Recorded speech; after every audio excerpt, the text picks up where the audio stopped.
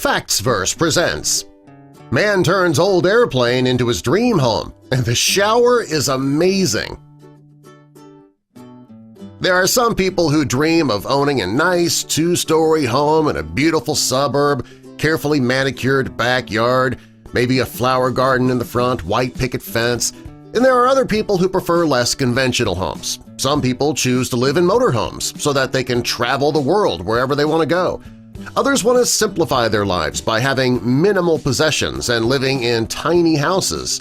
Well, Bruce Campbell, not the actor, Bruce Campbell is a man who also wanted an unconventional home, and we'll tell you about his home in just a moment. First, help us spread the word about Factsverse by clicking that like button, and also be sure to subscribe and click the notification bell so you don't miss our future videos.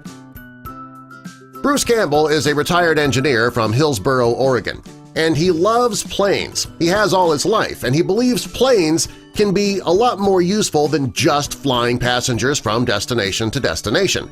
This 64-year-old plane enthusiast, he purchased a 10-acre piece of land when he was in his early 20s. It cost him about $23,000 and is located deep in the forest of Hillsboro. He bought the land with a specific purpose in mind. He was going to build himself an unconventional home out there.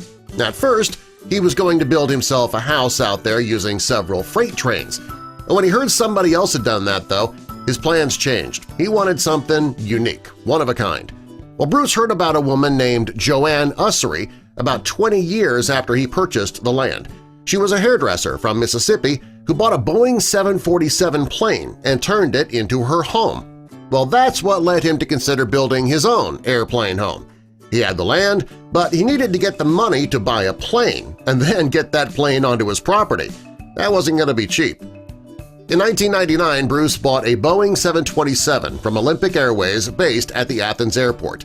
The plane itself cost him $100,000. After he bought the plane, he had to find some way to get it deep into the woods of Oregon. It was an expensive job. In fact, it actually cost him more to transport the plane to the property than to buy the plane itself. $120,000 just to get the plane to his land. It took several men to take the wings of the plane apart. It was the only way to get it into that secluded piece of land. They had to take the wings apart so that they could be easily reinstalled when the plane was back in the forest.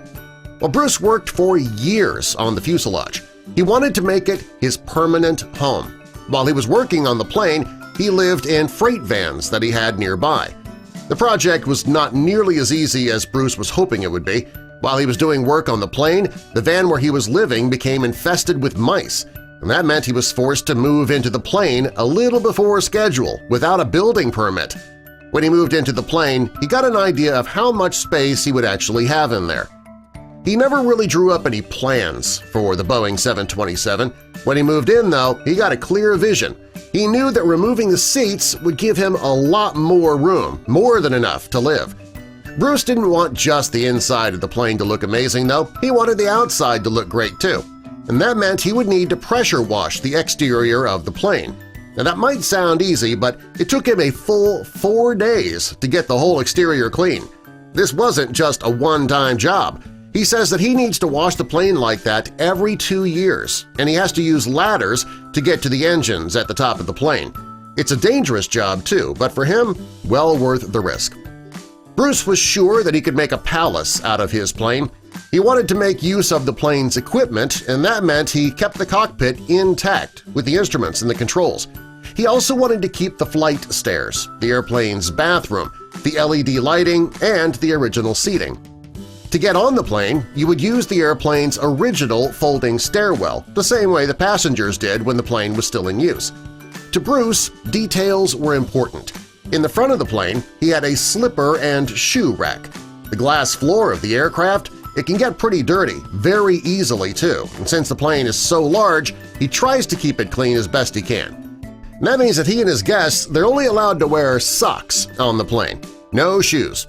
He sleeps on a futon, and he cooks with a microwave, a toaster oven, and he often eats cereal and cold foods. He has 2 bathrooms on the plane, and the shower is located near the back. That makes it possible for him to have running hot water using a trench that he dug, and he rerouted a well and a power line. Bruce converted the cockpit to a reading and entertainment area. He's still working on the rest of the plane. He spends his days on the plane working or at his computer where he creates designs for his new home. His home has everything he could ever need, and you should see what it looks like at night. When all the windows are lit up, Bruce's home looks incredible. He might not be able to cook gourmet meals on his plane, but he's doing just fine. He loves his plane in the forest. Subscribe for more.